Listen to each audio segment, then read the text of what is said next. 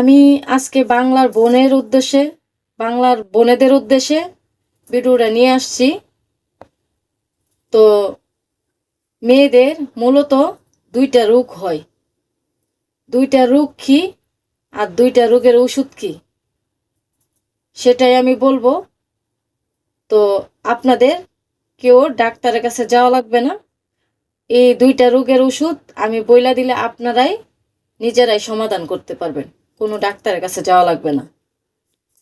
তো আমি আজকে বলতেছি সেই দুইটা রোগ কি মেয়েদের, আর দুইটা রোগের ওষুধ কি। তো আপনারা অবশ্যই মনোযোগ সহকারে শুনবেন যারা বাংলার বোনেরা আছে।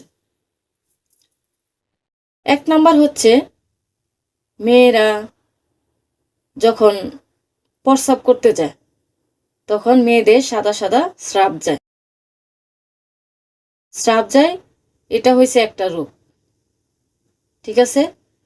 আর যখন সাদা সাদা স্রাব যাইলে যখন মেয়েরা পুরুষের গিটার ব্যবহার করে তখন সেই পুষ্কুনির ময়লা আবর্জনা পরিষ্কার হয়ে বের হয়ে আসে, কিন্তু এটা সপ্তাহে 4-5 বার করতে হবে। এটা হচ্ছে একটা রোগ।